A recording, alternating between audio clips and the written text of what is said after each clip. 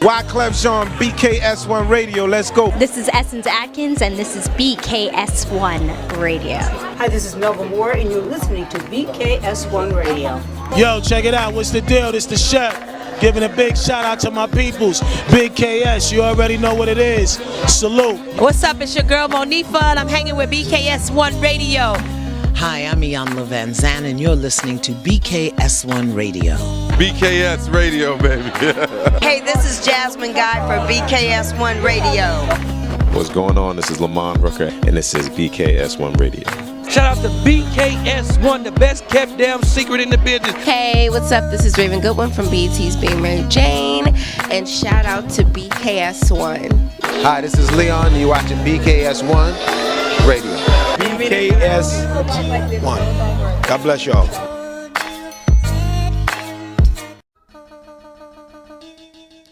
Hello, hello, hello. Can you guys hear me? Am I loud enough? Yeah, I hope so.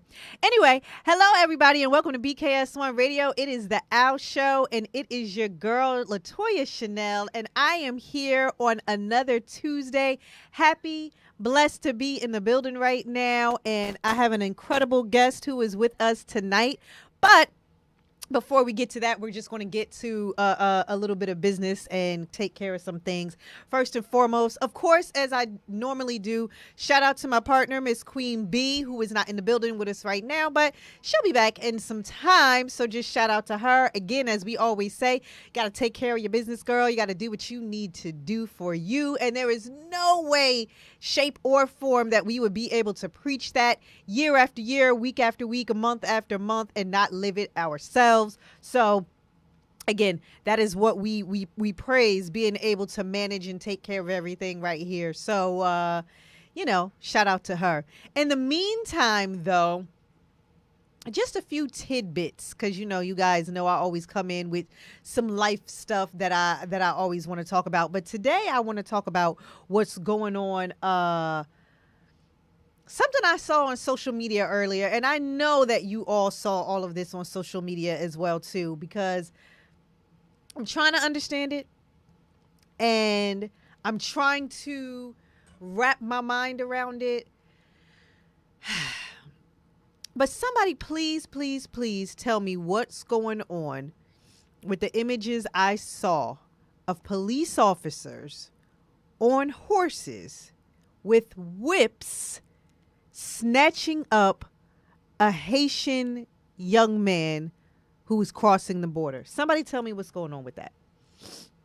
Talk to me in the chat. Please talk to me in the chat, honestly, because I need to understand it, and I'm sure you all need to understand it too, because obviously, just like all of you, my first question is, what year is this? What year is this? That's question number one. Question number two is why? Why? Just why? And question number three, if you don't know anything about human rights, civil rights, racial tension, if you were asleep or, I don't know, maybe in a coma all last year from everything that occurred with George Floyd. And again, I'm only using George Floyd because we have so many instances of mistreatment of black men, so many instances. And so I can't go back through history. I could go back through history. I'm just not going to go back through history with all of the mistreatment. I'm not going to go back into slavery. I'm not going to go back into any of that. But just for right now, were you not around for what happened just last year, a little over a year ago with George Floyd? All of the protesting, all of the classes that now businesses have to take in diversity and inclusion and racial tension and sensitivity. And, you've had a world that has changed and a world that has gone through a transition now. Is it as much of a transition as it should be? I think we all know the answer to that. But something happened. We can say that. George Floyd's name will live on forever because there was something that happened. Not as much that should have happened, but something has happened. And in our lifetime, because even if we weren't alive through civil rights era or any of the other times, in our time, were you not around for all of that? Did you not see all of that? Did you not feel all of that? Did you not feel all the tension or the trial, the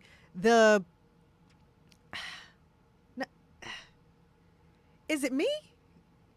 And again, I know that doesn't mean that was going to be the end all be all of racial tension and racism, period. I mean, obviously that's not going to be the case. But my question is, what, and I'm trying not to curse on here, but my question is, what in the hell made you think that it was okay? I don't care what police jurisdiction you are from. I don't care what state you're in. What on God's green earth made you think that it was okay to be up on a horse with a whip to snatch anybody up? And again, you guys can help me out with this. Talk to me in the chat, whatever chat we're on, YouTube, Instagram, Facebook, BKS1 Radio, BKS1 TV, whatever it is, however you're watching, even if you're on TuneIn. Well, can't put nothing in the chat if you're listening on TuneIn right now. But wherever it is, please help me to understand why someone would think that was okay. And what is the Texas police station where this officer was from? Somebody tell me what it is they're saying about this. Again, I don't know. Maybe they've condemned it. Maybe they have officially said to themselves, this is not right. And, you know, maybe they've come out and made a statement. At this point, I don't know. But again, my question is, somebody has to say something. Somebody has to say something, because clearly, we all know that what's going on is so wrong that it makes no sense whatsoever. So to wake up this morning and to see that on my timeline was devastating, disheartening, and just absolutely insane. Just absolutely insane. And it lets you know that we are not that far off from, everybody talks about, oh, slavery was blah, blah, blah years ago. It's not that far off. Plenty of us have grandparents and great-grandparents and great-great-grandparents that were still slaves. So it wasn't that far ago. It wasn't that long ago, people. And unfortunately, with the way things are going and how things are looking, who knows what's next, right? In the meantime, off of that, because that topic really just it hurt me this morning. That was hurtful to watch this morning.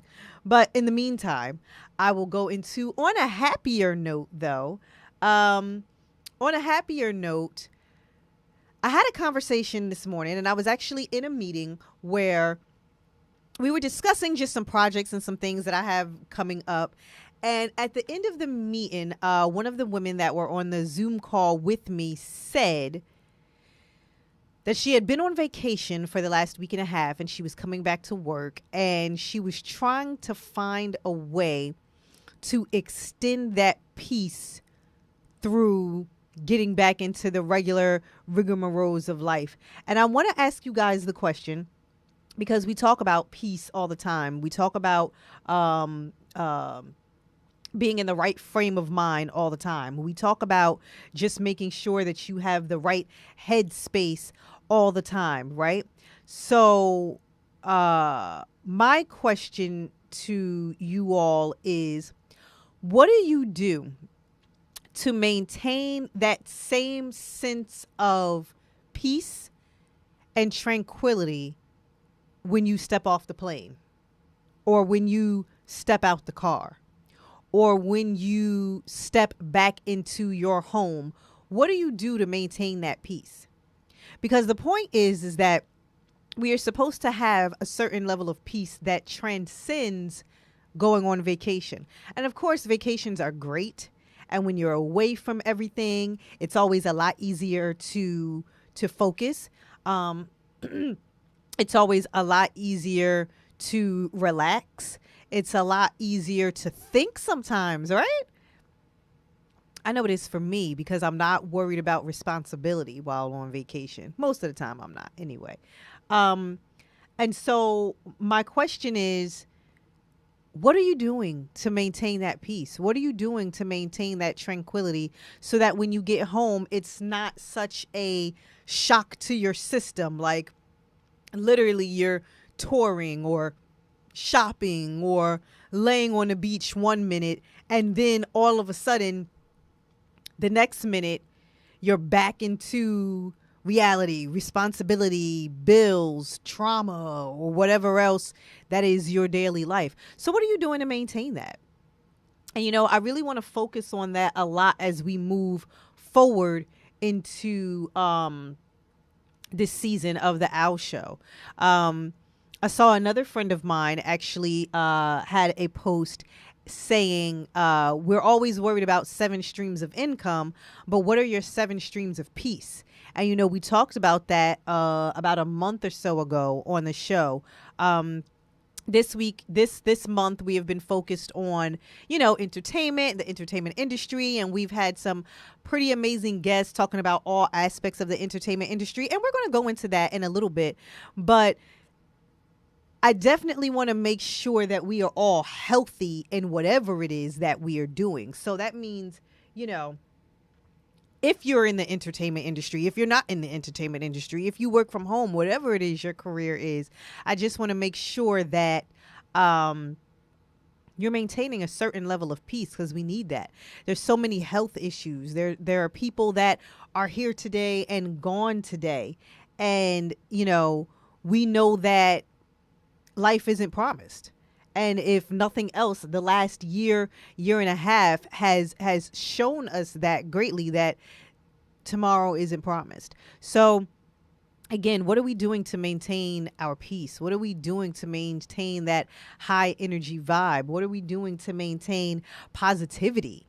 You know, because all of that is important. And the fact of the matter is we all know by now that negativity affects your health, right?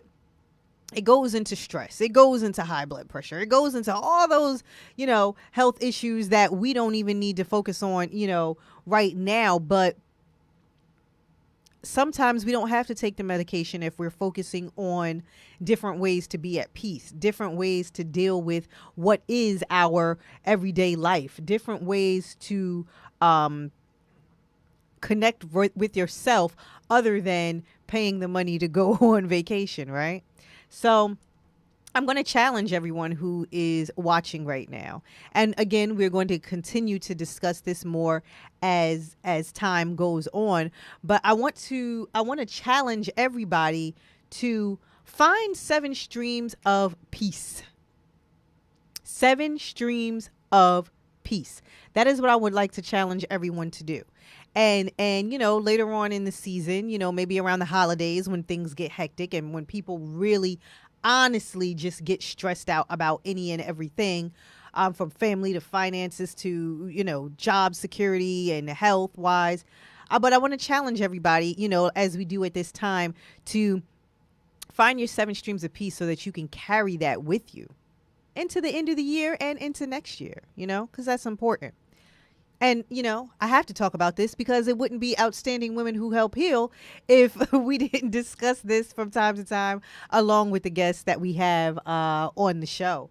So in the meantime, though, back to this entertainment industry, right? So Again, we've had some amazing guests for the month of September. We started out with Kimo, formerly of the group Total, who was just telling us about being on Bad Boy and being an artist and, traveling the world and all of the things amazing things that she has got to do in her career. And then we had Mr. Patrick Coker, who was on as of last week, and Patrick was discussing with us the television and film industry and being a writer, showrunner, producer, you name it, he's done it in this industry. And so my guest for tonight, because now we're going to do a different take on it. So my guest for tonight, we're going to go to media, and media, while, paparazzi has been around forever and journalism has been around forever. This phase of media and marketing and branding is fairly new to the entertainment industry and is extremely powerful and can make or break whomever the strongest talent or artist is. So everybody, please help me welcome to the Owl Show tonight our guest, formerly of allhiphop.com, Divorce Court, Love and Hip Hop, AGA Branding Agency, Steve Raze. Hold on, let me get him in the virtual building with us right now. Let's see, is he coming in? Steve, are you there? I think so. Can you hold on? There you go. Does this work? Can you see me? Yes, I can hear you. I can see you. Can you? There you go. There you go. All right. Hold on. Let me make sure that's coming up. This good? Okay. Steve! What's up? How are you? I'm great. How you doing? I am well. Mr. Busy Man, Mr. Do Everything, all over the place himself. You are on the Owl Show right now, and it is a pleasure to have you here with us tonight. I was telling everybody that we have been talking about entertainment all month, and we have gone from, artists. We had Kima on, formerly of the group Total, and she was just telling us about the entertainment industry and being on Bad Boy and what that was like, and now being a momager herself for her daughter. And then last week we had Patrick Coker, who was on, and Patrick Coker is director, producer, writer, showrunner in television and film. And tonight, we have the man, the myth, the legend in the virtual building, and we are talking about a different aspect of entertainment. We are talking about the media side of entertainment and exactly how powerful that is right now, because it can honestly make or break an artist, right?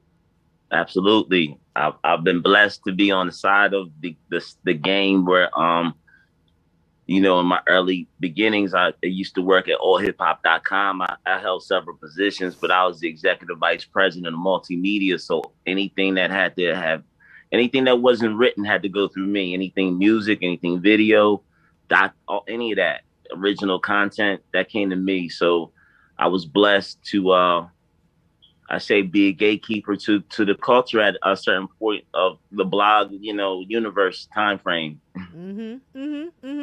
And what are your thoughts on, I was saying how journalism was always huge, from the beginning of Hollywood in the beginning of time.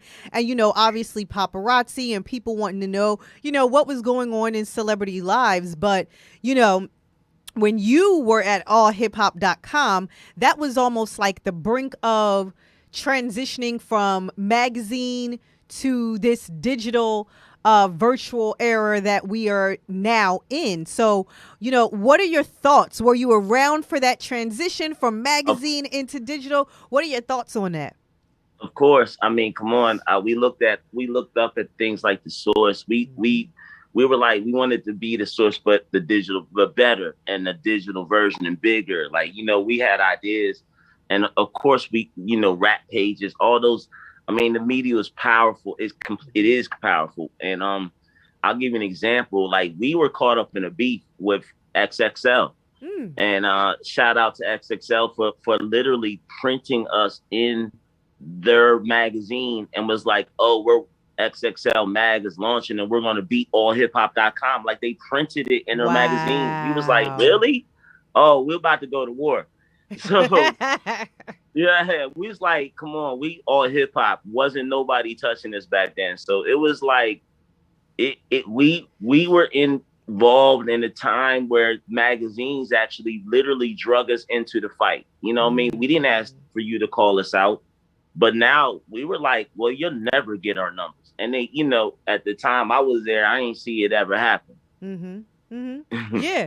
So, but I mean, so XXL at the time did they have a digital platform, or they were launching? So they were on the magazine format and they were launching to xxl.com. Yeah. And we started in, you know, so we emulated some of them, but we digitized it. We were like one of the early ones to make it on your laptop or your phone, the destination. Yeah. So it was like, you know, it was a part where we, you know, we respected, you know, of course we respect XXL, you know, and then it's like, but we can't have you come into our, you know, digital space and take us out. That's not going to happen. So it became competitive, you know, it became, but come on, there's definitely blog wars and blog stories. And, you know, it ain't no beef, you know, shout out and God rest the dead to Q. Q would come up and tell us like, yo, I respect all hip hop. I love it. And he, you know, created World Star. So, you know, hands down, World Star is just amazing. And you know what it does for people's careers just in general, even today. Yeah. So it's just that we saw early on where media was going, you know, early on. I mean, we had all hip hop and Grouchy Gray had all hip hop in 98. So, you know, we were doing this in 2000, you know, together in Delaware. Yeah. All of us went to high school together, me, Chuck, and Greg. So we were like, what are we doing? Let's join our forces and let's just literally our goal was let's be the illest hip hop website. And we did it. It was just amazing ride. Absolutely. Amazing. Absolutely.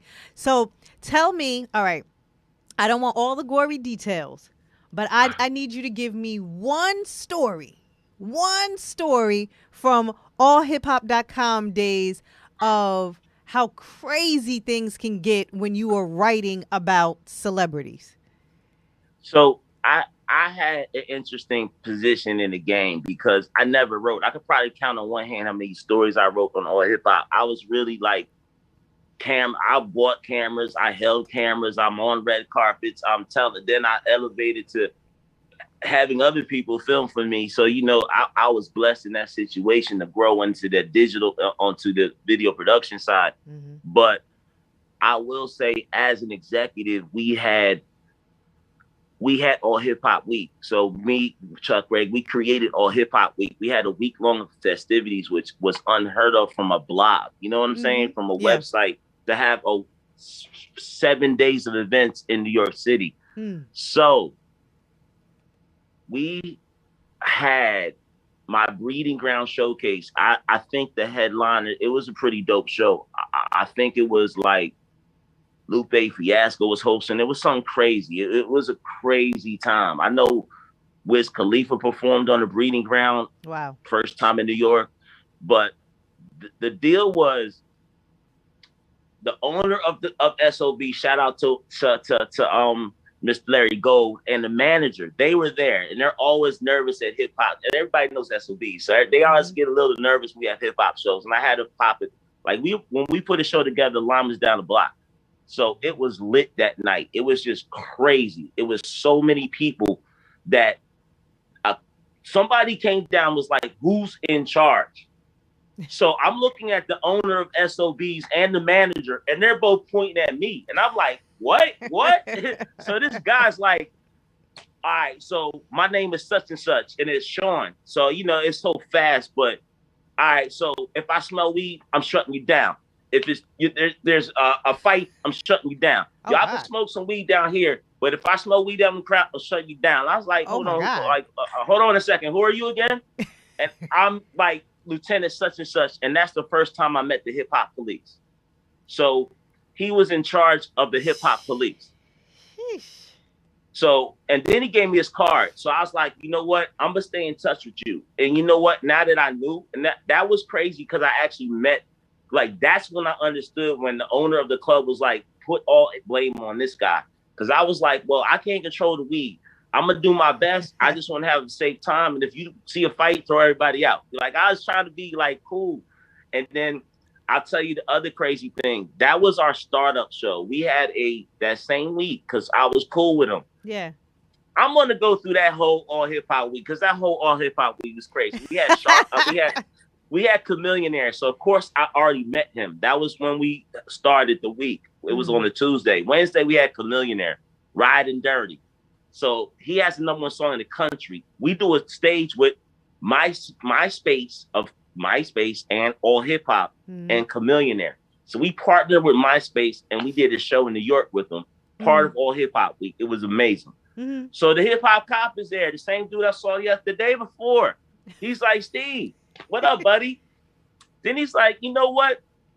Wouldn't it be fun if we go on Chameleonaire's, tour bus? Because he's the Riding Dirty guy, right? Wouldn't it be fun if we go on his bus and take some pictures with him? So can you set that up? So this is like the lieutenant of the hip hop rap intelligence telling me to set up, like straight up, telling me to set up Chameleonaire. So I knew, shout out to Nancy Byron. So I knew Nancy Byron, the publicist. I was like, yo, fam's about to try to get on y'all bus. So you gotta like either peel out now or you're gonna have some problems. Right. So Chameleonaire's driver dumps the sewage because we were standing in the back. So he dumps the sewage on the street where the cops were, and then they peel off. So I said, oh, I'm dodged that bullet. So, so that was like Wednesday. So by Friday, so I'm not ill-seed anyone. So like I said, I have a unique position. I'm an executive at all hip hop. So I can touch every department of the company. So of course, when I find that little dirt, I'm going to give it to our rumors department. So allhiphop.com meets the hip hop police. So we put it in our website.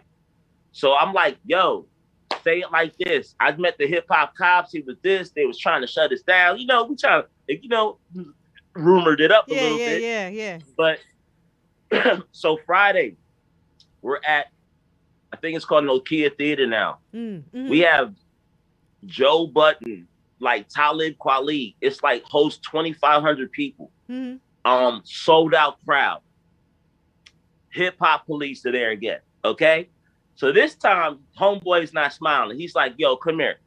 So I'm like, oh shit. Now, mind you, we pull up, me, Grouchy, Jigsaw, we pull up and something slick. I'm coming out. Come on, Latoya. I'm coming out. We got a concert on 42nd on Times Square, allhiphop.com, a website.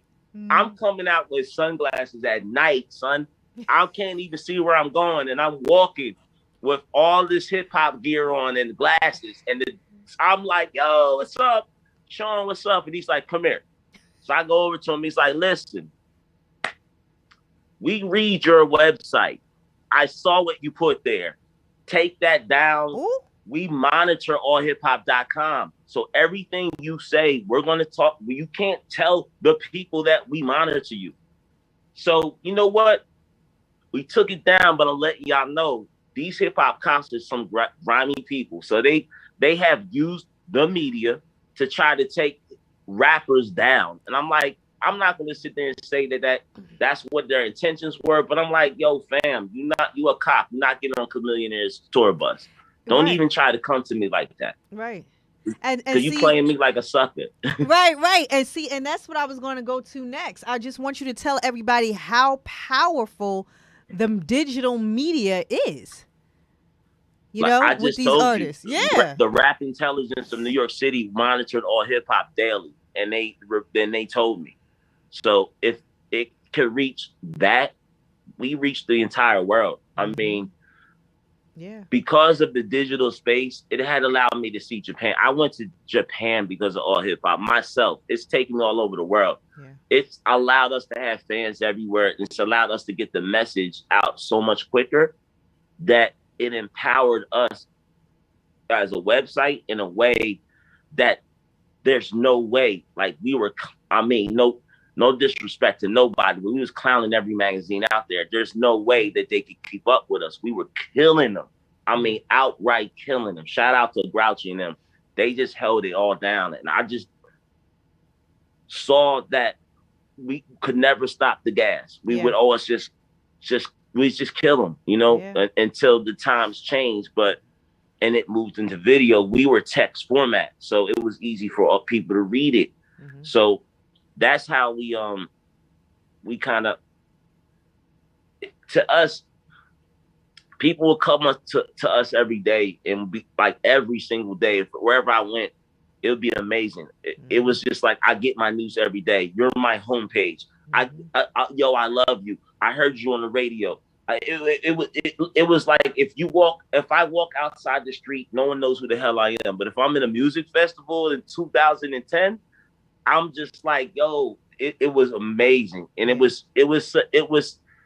I understood how much power I had because I was getting 500 emails a day minimum. This was 10 years ago. You know what I'm saying? Like, I could not personally keep up with it. That's how I knew we had something. I couldn't even service enough people. How long were you there? For 13 years. Oh, wow. Okay. So I helped build the brand from nothing to an award-winning website as an executive. And I had my own department. You know, I was responsible for my own section. So it was a blessing. It allowed me to, you know, the breeding ground was the unsigned area. So that's how I met Wale, Nicki Minaj, Wiz Khalifa. They couldn't get on the breeding ground till they talked to me. So I talked to these artists. That was their final interview. I was the editor. So if I didn't like you, I wouldn't put you on. One girl didn't make it because I didn't like her. But I liked everybody. They were dope. I mean, we were spotting the hottest talent in the game, and it was my job to find them. Yeah. So it was pretty cool time. So your favorite artist from that time period.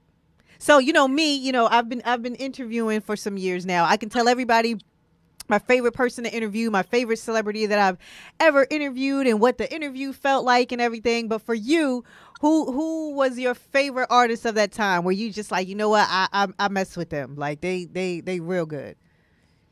I mean, so for me, because I developed a series called The Next 48 Hours. So what that was, this was in 2008, 2009. I stopped I couldn't do interviews anymore. It's too boring to me. I was like, what are we going to do in 08, 09 to take this to the next level? So me and my partner at the time, Harry, he had Jump Off TV, and I was with All Hip Hop. So I was like, what are we going to do? He was a British dude that can film. And I was an American that had all the connections. Yeah. So I said, you know what? Let's call Def Jam. We'll grab an artist. We grabbed Jadakiss. We filmed them for 2 days. And I said, we need to have a name. And Jada's like, yo, I said, say Next 48 Hours. And he said it. But the reason why I did this was because I asked what happened when they got off Hot 97? What happened when they got off BET on 106 and Park at the time? What happened when they got off Power 105? I want to know what happened in the in-between time. So those documentaries were 3 2-part series, 10 minutes each. I didn't care. It was 20 minutes, and I demanded everyone to watch it. And I made 6 figures from that 10 years ago on the labels. Wow. So absolutely. So I interviewed, and the people I interviewed, so this is answering your question. Yeah. I did Wale, French Montana, Nelly, Nas and Damian Marley, Rick Ross 3 times, wow. Master P, Prodigy, Mobb Deep, Lloyd Banks. I would follow these guys and be embedded with them. So while I went to DC, I'm going to DC. Oh, the game, you're in LA, I'm going to fly to LA. And I'm going to, labels give me money. Of course, I'm going to do it. Absolutely. So Absolutely. Nas started in New York and ended in LA. And that was one of my favorite interviews. I'm walking around with Nas and Damian Marley for 3 days while they got released Distant Relatives album. Wow. And I'm going to MTV. I'm going to that time it was like 10 years ago. So My Seat. So they had a My Seat party in LA. Shut down. I'm walking in with Nas. Are you kidding me? Yeah. I don't know how much more I can say. It's Nas. You know what I'm saying? I'll say this. Following Nas for 3 days, I completely pissed him off. So we were in Blockbuster one day, and I was like, Nas, like, I'm in his face for 2 days straight. Probably this is the third day. So he's like pissed at me. So I'm asking question after question. He's being a pro. But then, you know, you get tired of a dude like me in your face.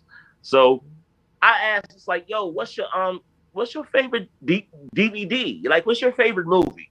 And he just looked at me and just walked away. And I was just like, are we going to, like, cut that? Like, no, I don't, like, he just walked away. He's just like, dude, stop bothering me. But it's Nas. Come on. But to this day, it's still Nas. Come on. Yeah. I'll say this. At the end of it, he was like, him and Dame was in the camera, was like, yo, go. I loved y'all. We're going to tour. We're going to England. I wish y'all could come with me. So I was just like, wait, Eric, can you pull a budget for us to go to England? Like, Nas wants us to come. So that was probably one of my favorite moments. Just like hearing Nas say, come with us, man. I like you guys. Yeah. Nice. So again, you 13 years you were there. You watched it transition from print to digital. You were part of that whole revolution. You guys were at the top of your game, well, you know, while you were there and while you were doing it.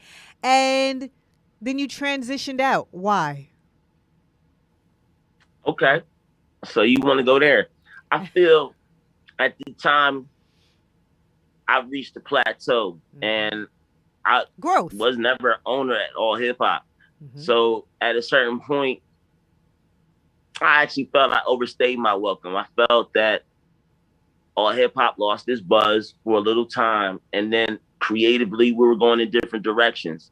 And I felt my calling was, I was doing multimedia. I was covering hip hop in the visual way. I was creating documentaries that no one created in '08. Like now you can see it all day. They have cameras embedded in camps, but I wasn't in their camp. I was a journalist. I was asking your questions on sales. I was asking hard questions. Like, I didn't care if you liked me or not. I was asking the questions. So that was my name. People knew me from being a director, from being a producer, not a writer at all. They knew me as like a creator like that. So when that was my calling, I was just like, I got to do this more. If I'm not going to be able to do it all hip hop. I did a lot of things with them that, you know, we had television deals on the table that didn't come together. So I was just like, they're into a direction that's not conducive of where I feel my future is going to be. So immediately I left and we parted ways, you know, and then I got to deal with Vice. Yeah. I got to deal with Vice, the television network. You know what I mean? I got a $30,000 deal with a show that was based off of Next 48 Hours called Countdown Road. And I had an Olympic runner. I'll just say that. There's only so many runners that you would know. And he was going after the biggest Olympic runner in the Olympics. Okay, I'll say that. And I was filming this person and they were going toe to toe. That was the nemesis. And this other person was the juggernaut. And I had full access to this person. And I was going to, instead of 2 or 3 days with an artist, I was going to do 2 months and put it on Vice. Oh, wow. And we were going to take it, at that time, it was 2016. So I left All Hip Hop in 2016. And we were going to film it was an Olympics of 2016 in Brazil. Vice had an office in Brazil. So this was all coming together. So I was like, let's do it. And then I don't want to say the names of who the person was, but Vice at that time wasn't a real television network. It was a content company and an ad company. That's what my EP was telling me. And it was like, they couldn't get the money in time, so we couldn't film. So when the money came, the Olympics was gone. So it's like, what am I going to do now? Like, you gave me a deal. Like, you still got the money. Can I have it? They're like, come up with a better idea. Yeah. So this is my first, like, that wasn't even my first TV deal. I actually had a TV deal from the next 48 hours. Like, MTV Base in England offered me a 60-minute deal, a 60-minute a week deal, and I turned it down. Wow. So this is my second TV deal. but it kind of crumbled apart. Yeah. So But then your next TV deal apparently didn't. Oh, I had a few of them after that. I mean, honestly, I went through a lot of failures. Like, I had shot next 48 Hours with Raekwon. So Raze Camp loved the work so much. I loved it so much. We all loved it. We made it a 60-minute, like a 30-minute documentary. We put at that time we were doing 16 hours a day times 3, so that was 48 hours. Then we condensed it to 24 hours.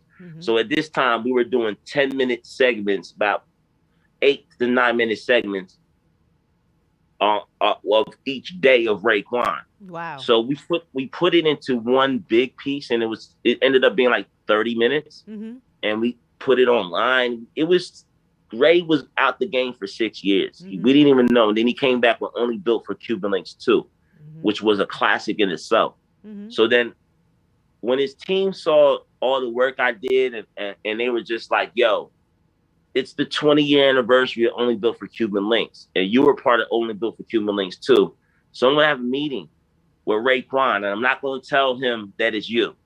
So I had this meeting. We all live in Jersey, like, real guys. Hope I ain't saying nothing bad, but a lot of people live in Jersey. You already know. So we all in Jersey. I know the place we're gonna meet. So I'm like, well, I'm there, and then Ray walks in and he sees me, and it's like, Steve, and it's like, you want to produce my documentary? This guy pulls out a napkin and puts a contract together and gave me an offer right there. It was crazy. Wow. So within 48 hours, I had to deal with Raekwon, the chef, and Ghostface Killer doing a 20-year anniversary of Only Built for Cuban Links. So that was where I was. Yeah. And I brought on a director, and then 48 hours after the director, bam, we were in Canada filming. Nice. So nice.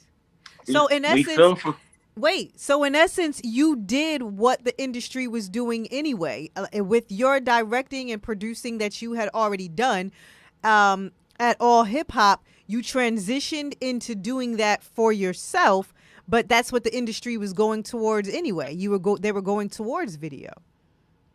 Well, the industry was going. So what I understood, this is what I understood early. It's hard to get money in 2008 at 6 figures from online. Okay. This was really the early days of how you're figuring this out. You remember the bubble burst in 2000, and people were just throwing money, didn't have any way of making it back. So what I figured out is I was taking we had a digital marketing budget and a marketing budget. So I was taking the marketing budget, and it was outside of so All Hip Hop was still getting their digital marketing money, but I found a way to get the marketing budget and used it in a video way online. Yeah. So that's not television. That's media. That's you know what I'm saying? That's online. Yeah. So like I told you, I got a deal from MTV Base in England. They said our content was based up to 30 minutes, and they wanted us to do a 60-minute show. Yeah. So I was like, we got to do more work. Like, no. So it wasn't a conducive deal for us. Yeah. And then so I've been trying to get to that world because I knew that there was more money in television. So in the blog space, even though I made money, it wasn't a lot, and I had to do a lot to make $5 to 10 grand. And I'm like, wait, I know I can make $25,000 an episode on this somehow. And then I realized that TV and film was doing it. Yeah. Well, like you said, somehow. So we going fast forward to Love and Hip Hop. Oh. Yeah. He said, oh. So tell us a little bit about your time there. Yeah, so basically, Love and Hip Hop, I was in the business, so long that they would hit me all the time. I knew someone that worked there. Shout out, I ain't gonna shout my source out, but she always called me. And I was like, yo, you gotta pay me now. Like, I'm tired of giving you these ideas. I'm like, hold up, I could probably do your job. Oh, really? Okay. So she just didn't get me no job. And I was just like, okay. But they were placing for Atlanta, and I was in New York for years. And I was just like, okay, I think I could work on this show. Like, I know a lot of people in Atlanta, like a lot of people in the industry try to transition into television and they don't. I can tell you the names of the people that tried to do what I did and failed. You know who they are. They're big names. So just the transition is not easy. Yeah. So I said I could do it. So what I did was they were going out from New York. They produced that show from New York, and then they fly out to Atlanta and they do interviews for 2 to 3 weeks. So I was like, you know what? I'm going to fly out there with you. I'll go out there for free. I'll pop my laptop up. I'll go in the corner and take notes, and y'all don't have to do. I'll give you the notes at the end of the day, and I'll leave. If you like me, I'll stick around. I'll give you some ideas. I'll give you some names. I'll lock in some people. Yeah. And if you don't, then we just go our separate ways. Every day I showed up. Every day they asked me. I'm seeing the biggest names in hip hop in my face. And on top of it, Steve Raze, what you doing here, son? Like, so they know me from all hip hop. So they're in my face. And they probably noticed that I could break down barriers. And I was the only guy there. Like, you know what I mean? This is a female-based show. Yeah. But the guys, it's a dating show. You need a man and a woman, or sometimes the same sex. But anyway, these dudes looked at me and I could identify with them easier because I'm like, come on, man, this is a good show, you know? So when they saw me kind of interact with them and they just liked me, they said, yo, I'm going to make some space for you. You can work here for 2 weeks. We go back to New York. You work here for 2 weeks. And that turned into like 5 weeks, 6 weeks. You know what I mean? They extended me. And then I got 4 people on that show that year. 4 people. Nice. That's pretty great. My first. So I flew out and I moved to, I got 2 people the first year. So for me to have a full-time job, they were like, you can't live in New York and, you know, you have to live in that city of Atlanta and then we can pay you full-time. Yeah. Oh, really? I jumped in a plane and moved to Atlanta. I was like, fine, I'll do it. So that's the passion I had to get into television because I was like, I wasn't at All Hip Hop. I lost the deal at Vice. Yeah. So I was like, what am I going to do? And these guys keep calling me. So it's like, let me take my shot. So I did it. Yeah. They liked it. It worked out. And then I moved the next year and they gave me the job full time. And so that was towards the beginning. So when Love and Hip Hop Atlanta started, that was towards the beginning of reality TV with the Love and Hip Hop, the Basketball Wives, those kind of shows. I want to know, because you're watching in front of the camera and you're watching from behind the scenes too, what are your thoughts on the angle and the path that those reality shows have taken now? From back then and now? Yeah. I've seen a lot of, I'll say I don't really watch it as much. I did watch it recently, last night actually, Love and Hip Hop Atlanta, and I do like some of the things they're doing. Because I do see a social side that's coming out more. Like some of them are talking about some racist issues. I think it was Miami. It was Asa was talking about racism. Yeah. I know Good Shooter talked about some violence. So I do like some of the concepts. But you know how it is. Come on. I'm a casting producer at Love and Hip Hop. You have to be somebody that turns up. I used to be one. So you had the characters in television. We know what it is. You got to have a personality. They call it like a TV personality. So if you don't have that personality, then you don't work for that show. So you have to understand at the time that I was at Love and Hip Hop, Jocelyn and Cardi B was still on the show. So they were the #1 television show in cable. They were getting more viewership than WWE Raw. So when you talk about women in media and all of that, that show dominated at that time. Dominated. It was a monster. Yeah. So it was an honor to work at that show because when you talk about media, that perception of Cardi B, Jocelyn fighting, Benzino, real talk about some real little gem. Dudes can't fight on the show because of Benzino. You know what I'm saying? Because he wailed off and beat someone straight up. And then it was like, oh, we need to have security guards and no male fighting. Oh, so they'll let the females fight. Yeah. You know what I'm saying? So come on, that's the business. You know what I'm saying? Look, You know what it's. You know when you sign up for that. Listen, do you want to drink? It is not one of these drinks. You know what I mean? We got to set a mood to make people relax. I can only imagine what goes on to get these people in the mind state that they're throwing drinks in someone's face. Right. You know, right. it's probably not too pleasant. Right. So, all right. So then you had your time at Love and Hip Hop. So transitioning from allhiphop.com, your directing and producing years, and transitioning over into Love and Hip Hop, and now tell us about your latest venture. So, I mean, after Love and Hip Hop, I looked at myself because I had one foot into like the music side and one foot into like this television field I was trying to break into. And every time I did TV, all my other businesses just stopped. So at one time, one of my partner of mine approached me and was like, well, I have an opportunity to bring you like Antonio Brown. So once we partners, Mac Mills, once we looked at like the landscape, I was saying, if we partner together and you can handle some of the music stuff, I could do, more of this film stuff and television. And that allowed me to focus on a project that came to me almost a year ago. I'm looking at my Facebook and all these videos are popping up. So a year ago, we were approached to film the mothers of the movement and social justice.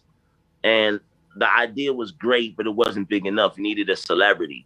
So eventually we brought on T.I. And Revolt bought the project. It was called From Pain to Power. And we looked at the mothers of the movement, including like Trayvon Martin's mother, Dio Diallo's mother, Oscar Grant's mother. We had Breonna Taylor's mother on there. So we went to Kentucky and interviewed Ben Crump, Tamika Mallory. And it was, it was a great moment in, I'll say, my career. And, we formed an agency to produce content for that arena, that department, to put out a TV show of some sort or a documentary. So it allowed me to become a director and an executive producer again. But now I finally came full circle when I was saying I can make this money with, next 48 hours. The stuff that I was saying finally came true. So now I knew that TV was the path, but I didn't go to film school. You know what I'm saying? I didn't do any of that. So my path was really one of the most unique journeys, from going from a blog dude to TV. You know what I mean? I don't know, that path has been, walked a lot, but but you that mentioned, allowed me. You mentioned the agency though. So are you going to say the name of the agency or? Oh yeah. I mean, so we formed an agency called AGA Agency. Okay. So AGA, beautiful agency. I love it. I think it's awesome. And like I said, the music side, we have creative, and we got the content. So the content specializes in that. And it's allowed me to evolve as a producer. And like you said, you've come full circle though, not only in directing and producing, but you said at allhiphop.com it wasn't ownership.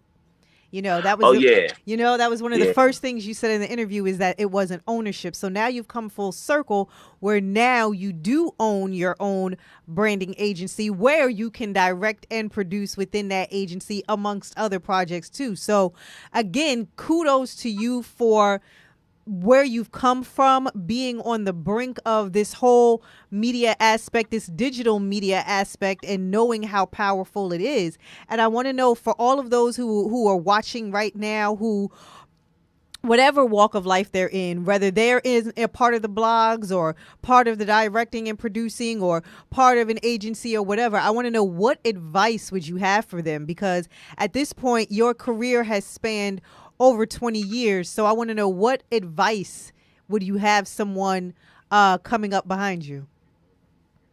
I say this, because of the where we are, times change so much. I mean, I've learned so much from all hip hop because I saw other people take over, and I knew the reasons why. So I learned from those mistakes, and luckily it wasn't on my shoulders, you know. So another company, I watched them go through it. I mean, and then because of the ability to adapt and to be agile and to stay ahead of technology, I think that's going to allow anyone to succeed and grow. Not to be somebody that's on the tail end of something, but to find what's new.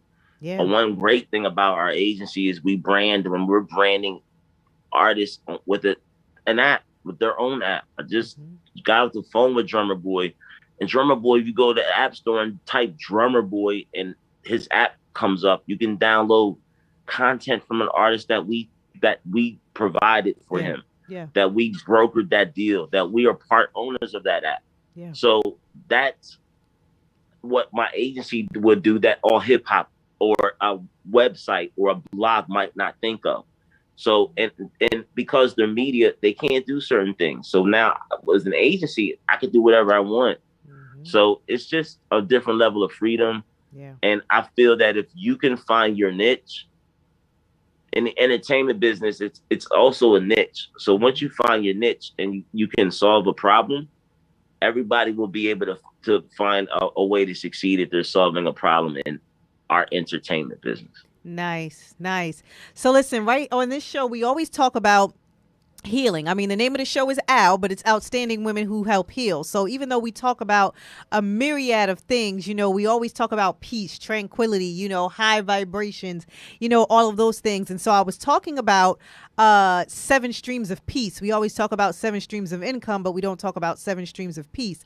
And so we were talking about that at the beginning of the show. And as we're coming to the end of interview right now, being in an environment, an entertainment environment where everything is at the highest level and there's always a rush and there's always, you know, some intensity, I want to know, what is it that you do? What is it that you do to find some sort of peace and to find some sort of relaxation? Because again, being on all hip hop, we know that's high intensity. We know directing and producing is high intensity. Running a branding agency is high intensity. So what is it that you do to be able to relax and to have those quiet moments where it's, Steve, what's next? What am I feeling? What am I thinking? How am I connecting to myself? What do you do? Because, and I'm going to tell you why I asked this question. So many people in our generation and the next generation still have that philosophy of I'll sleep when I die. And as you get older, you learn, well, that's just going to put you in the grave faster. So I want to impart some wisdom into our next generation that people aren't working 24/7 and are not killing themselves to run businesses and do things. So from your mouth today, I want to know, what is it that you do to find some sort of peace? So there's a couple things that I do, and I like to remind everyone, like you said, that there's this wisdom was brought to me. One of the things I do is my father, he wrote a document and he passed away and never sent this document to me. And it was labeled me, Steve. And one of the things it was 11 things that he was going to send me, but he never did. So when I went on his computer and I started getting, cleaning up affairs, I read it. And one of them said, make sure you get rest. You know what I mean? When you said work until you die or whatever, if y'all sleep when I'm dead, he was like, no, get rest, because it's important. So one of the things I started adapting was I'll make sure I get enough sleep. So that's simple. But what I do, because of the environment that we're in and the way I change my diet, and then I change my exercise. So what I do is I make sure that I exercise to get stress. I mean, I exercised today at noon. And I had a 1 o'clock meeting. So I was just like, you know what? I'm not going to say no. I didn't even want to really do it. And I was on the fence. But I was just like, nah, I'm going to do it. And I pounded it out. And I did a workout, an awesome workout. Yeah. That was my lunch. Yeah. I ate a smoothie. So, yeah. What I say that the reason I say that and I do it in the middle of the day is because it gives me a break. It puts you into a state of, I don't know if it's alpha or I think it's alpha waves or beta waves, where you can start to think about your day. I can now refocus my day on the bike. I'm on the bike and I'm like, well, I got this thing, I got that thing. So now I'm kind of still thinking, but I'm exercising. So I'm using my exercise to allow me to think about my day. Yeah. And then it allows me to, to help my body. So I kind of try to cheat and use exercise as a means of stress relief and building. Listen, I love it. I love it. I love it. And you know what? And that is what you're saying is, again, you're dropping gems for the next generation, because again, they feel like if you're not working 24/7 and people have told them, you can't rest, you can't do this, you can't do that. And you know what, honestly, even in the African American community with so much heart disease and different things going on, it's killing people. And people having heart attacks young, it's killing people. And it's important that the people that are looking up to you know that you are taking care of yourself by maintaining your levels of peace and high energy. So I thank you for sharing that with us tonight. And like I said, unfortunately, we have to wrap up and we are coming to the end of the interview. So I just want to thank you. This was a quick one, but you got to come back. You going to come back on the show? Come back on the show when I close my next deal. All right, then. Listen, so as soon as that's done, and, fortunately enough, I'll know when that will be. So yeah, soon coming down. You'll know soon. Trust me. Right. Firsthand. Right. So again, I thank you so much for just sharing your jewels, your wisdom, and your knowledge with us today. And, just letting us know how powerful media is, letting us know how powerful and how lucrative this industry that you have chosen to be in for 20 plus years, that you are thriving, you're surviving, you are making it, and you are making it look good. So thank you so much for sharing that with us tonight and sharing your story with us tonight. Thank you for having me. I appreciate you. Thank you so much. Anytime. All righty. And I'll be talking to you soon. Literally. Right. All right. See you later. Thank you. All right.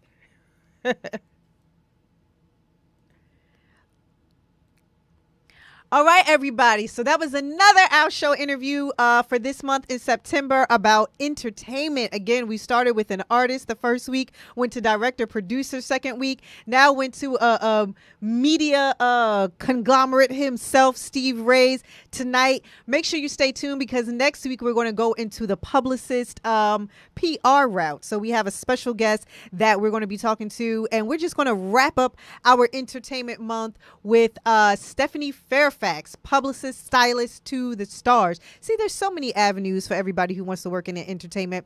But in the meantime, more importantly is take care of yourself. Make sure you are finding your streams of peace and high energy and tranquility and whatever it is you need to do in a healthy manner to make sure you are the best version of yourself. Please do that. I love you guys for watching. I love you guys for listening. God willing, I will be here next week. Same time, same place, different show. You guys take care of yourself, and I'll see you soon. Love you all. Bye-bye.